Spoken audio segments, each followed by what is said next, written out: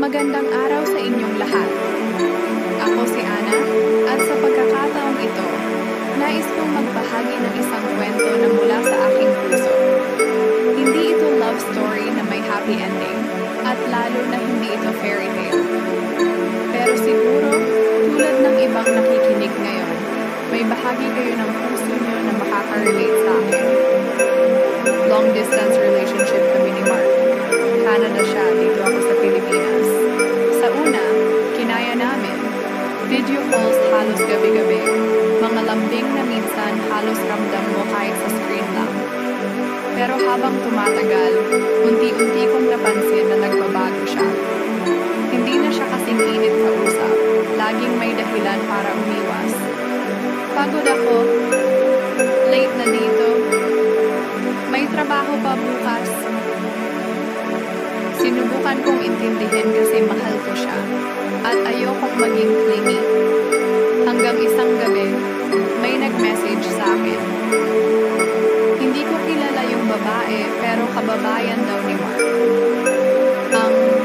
Sabi niya, "Ate, nakita ko si Mark kahapon. May kasamang babae."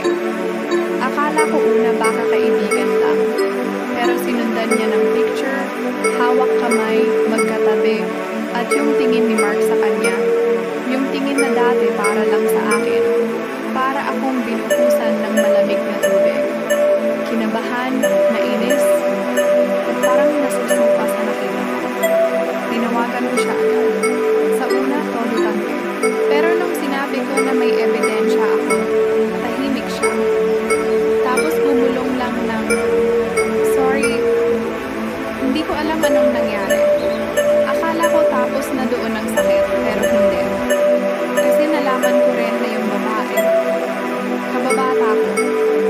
Yung tipong sabay kaming naglalaro sa kalsada ng bata. At siya pa mismo yung tumutulong sa akin dati mag-abot ng sulat kay Mark nung kami palang nag-uumpisa. Parang lahat ng alaala namin ni Mark biglang nabahira ng dumi. Lahat ng gabi na naglalambingan kami sa phone. Lahat ng pangako. Lahat parang naging kasinungalingan. Pero ang mas mahirap tanggapin, kahit alam kong niloko niya ako, may parte ng puso ko na gusto pa rin siyang maramdaman. DJ, bago ko ikwento yung mismong pagkasira ng lahat, gusto ko munang balikan kung paano nagsimula.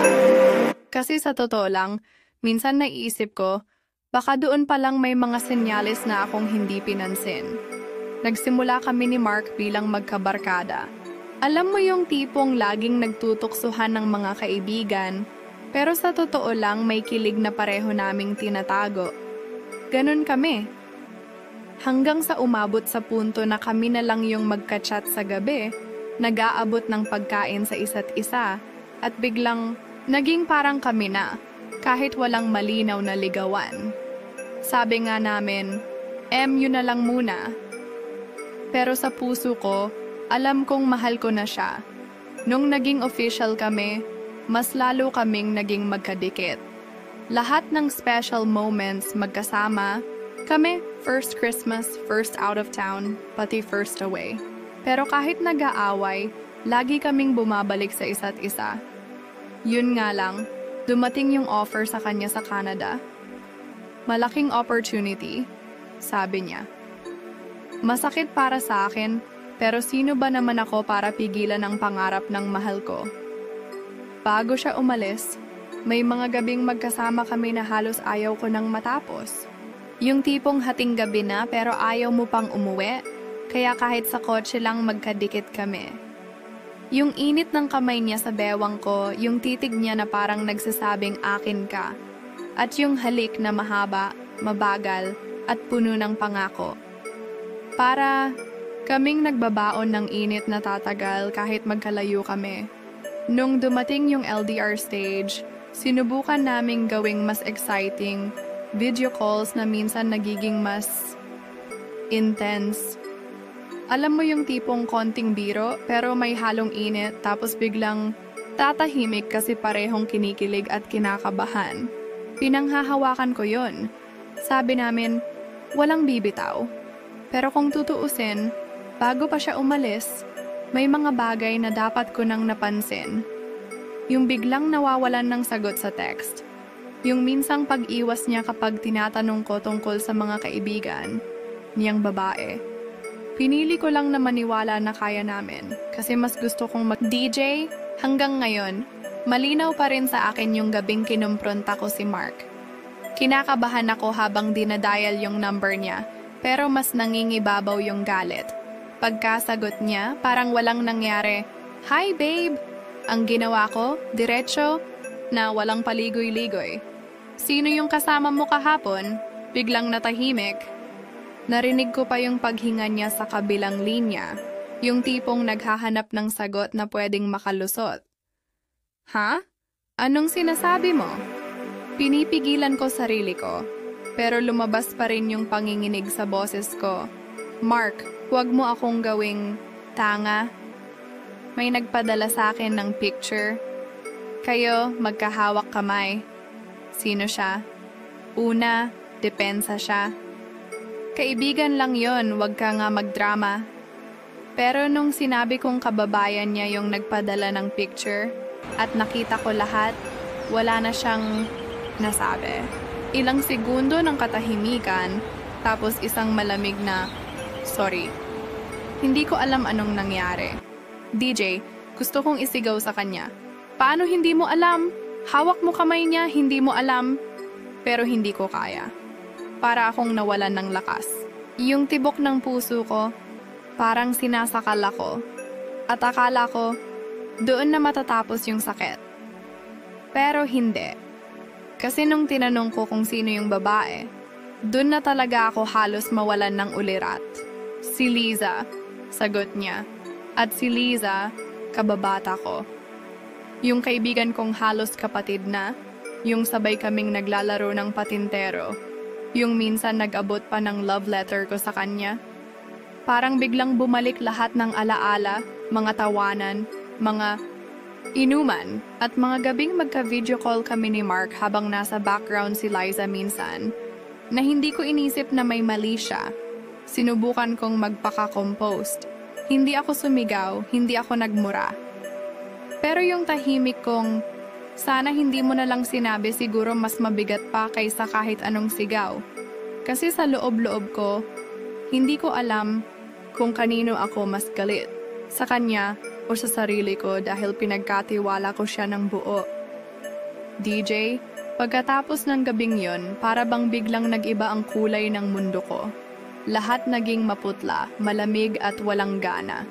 Wala pang isang linggo, pero pakiramdam ko parang taon na ang lumipas mula nung huli kaming mag-usap ni Mark. Sinubukan kong magpaka-busy pero imbes na makatulong, lalo lang akong napapagod sa utak ko. Hindi ko sinasagot mga tawag ng barkada kasi alam kong tatanungin nila kung kamusta na ako. At ayoko marinig yung boses ko na basag. Yung mga picture namin sa phone, delete lahat. Pero alam mo yung irony? Kahit dinelete ko na, kabisado pa rin. Nang mata ko yung mga itsura namin sa bawat litrato. Yung yakap niya mula sa likod. Yung tawa ko na ngayon parang kasinungalingan na lang. Umiiwas na rin ako sa mga lugar na dati naming pinupuntahan. Yung milk tea shop sa kanto, na paborito namin, hindi ko na madadaanan nang hindi naiisip yung kamay niya na inaabot yung straw sa akin habang nakatingin ng matagal. Pati yung simbahan na madalas naming puntahan tuwing linggo, iniiwasan ko na rin. At oo DJ, naapektuhan pati kung paano ko nakikita sarili ko. Minsan titingin ako sa salamin at tatanungin, may mali ba sa akin? Hindi na ba ako sapat? Napansin na rin ng pamilya ko na mas tahimik ako, pero lagi ko lang sinasabi, pagod lang. Pero sa totoo lang, sa likod ng lahat ng galit ko, may mga gabing gusto ko pa rin siyang tawagan. Yung tipong hating gabi, nakahiga ako, at iniisip ko yung boses niya na dati nagpapakalma sa akin. Minsan naiiyak ako sa inis, kasi kahit niloko niya, ako, hinahanap pa rin ng katawan ko yung DJ. Nitong mga huling linggo, para akong nauubos sa kakaisip. Hindi lang tungkol sa ginawa ni Mark, kundi pati sa sarili kong mga desisyon. Iniisip ko, Simula pa lang ba, mali na yung pinili kong landas? O talagang mahirap lang talaga ang long distance, love at isa lang kami sa maraming hindi na kaya?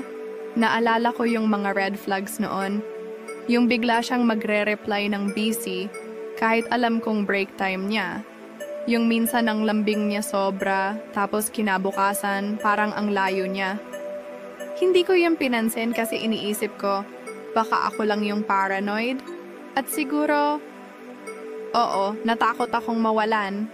Naisip ko, mas mabuti nang magtiwala kaysa maging mag-isa. Pero DJ, masakit aminin, hindi ko lang siya namimiss bilang partner. Namimiss ko rin siya bilang lalaki. Yung bigat ng kamay niya sa likod ko pag niyayakap niya ako, yung mainit na hininga niya sa leeg ko tuwing magkadikit kami, yung mga titig niya na parang sinasabi na ako lang ang tanging gusto niya. Nakakainis kasi alam kong niloko niya ako, pero may mga gabing gusto ko pa ring maramdaman yung init na yon. Parang naging mas komplikado ang sakit, kasi hindi lang puso ang humahanap, pati katawan ko. Naiinis ako sa sarili ko dahil kahit galit ako, may parte pa ring umaasa na baka bumalik siya at maayos pa namin. At doon ko naisip, baka hindi lang siya ang may kasalanan. Baka ako rin kasi hinayaan kong mahalin ko siya ng sobra kahit alam kong DJ, dumating din yung araw na napagod ako sa kaiiyak. Isang umaga, tiningnan ko sarili ko sa salamin at sabi ko, tama na. Kaya unti-unti, sinubukan kong buuin ulit yung sarili ko. Bumalik ako sa mga barkada na halos 5 missed calls na ang utang ko. Lumabas kami, tumawa, at kahit may kirot pa rin sa loob, ramdam kong may buhay pa pala sa labas ng sakit ko. Nag-enroll din ako sa gym. Hindi para magpabongga sa social media, kundi para maramdaman ko ulit na may kontrol ako sa katawan ko. Sa bawat pawis na tumutulo, parang unti-unting nabubura yung imahe ni Mark na nakaukit sa balat ko. Pero minsan, kahit pagod na pagod ako, hindi ko maiwasang maalala yung bigat ng kamay niya sa bewang ko dati. At doon ko nare-realize na hindi pa ako ganap na malaya. Isang araw, habang nagkakape ako mag-isa sa isang cafe, may lumapit na lalaki para mag-share ng table kasi puno na.